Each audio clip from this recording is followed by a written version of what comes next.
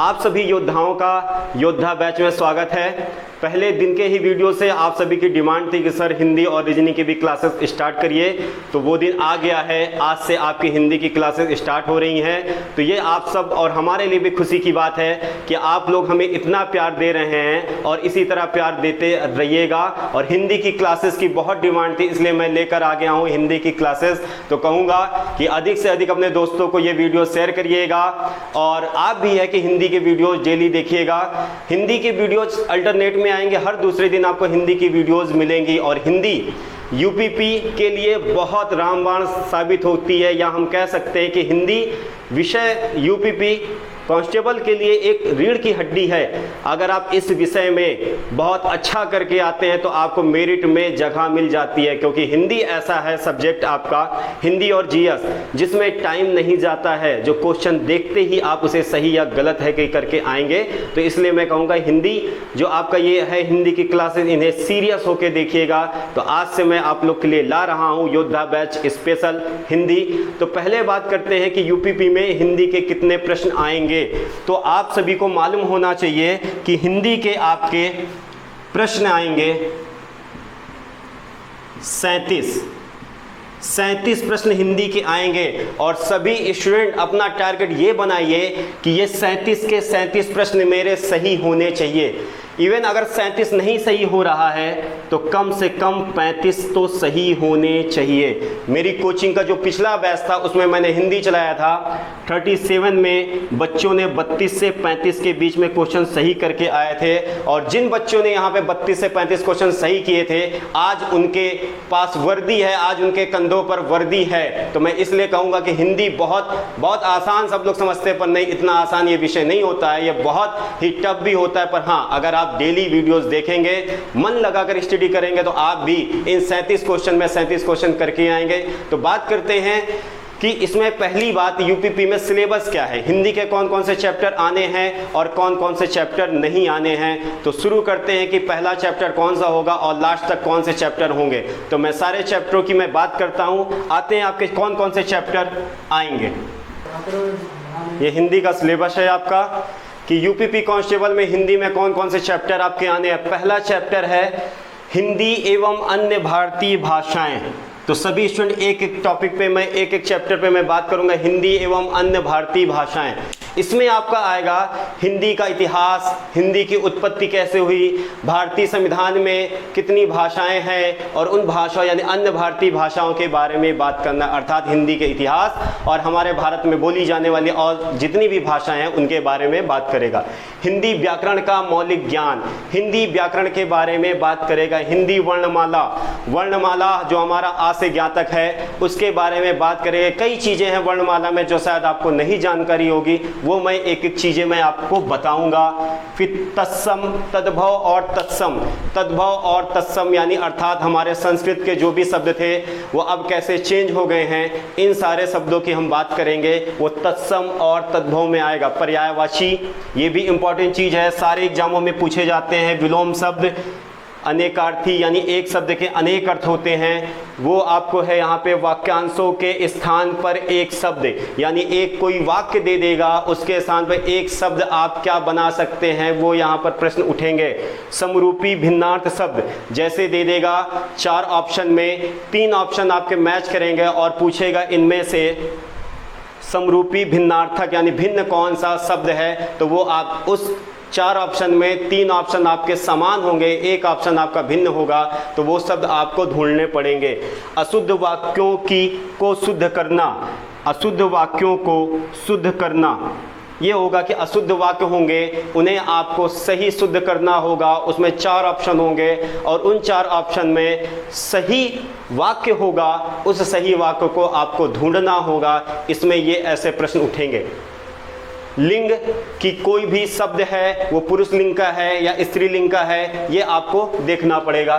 फिर वचन है, वचन आपके आ जाएगा। ये चैप्टर कारक है, कारक में होगा कि कर्ता ने कर्म को, तो ये इस तरह के आपको कारक भी ढूंढने होंगे। एक वाक्य होगा उसमें आ जाएगा कि ये कारक इसमें कौन सा है। फिर सर्वनाम, सभी लोग जान रहे होंगे विशेषण, क्रिया, काल कि किस काल का है, भूतकाल, भविष्यकाल या वर्तमान काल का है, वाच्य, अव्यय, उपसर्ग और प्रत्यय। उपसर्ग और प्रत्यय भी जो स्टूडेंट तैयारी कर रहे होंगे वो समझ रहे होंगे ये क्या है।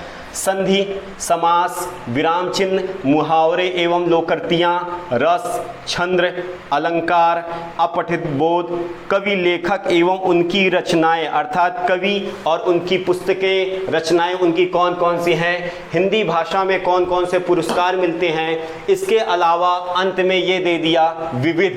विविध का अर्थ है कि इसके भी अलावा अगर क्वेश्चन आ जाते हैं तो आप कुछ कह नहीं सकते हैं उनको, क्यों? क्योंकि उन्होंने विविध दे दिया। विविध का अर्थ है कि और भी जो हिंदी में बचा है वो भी शायद आ सकता है।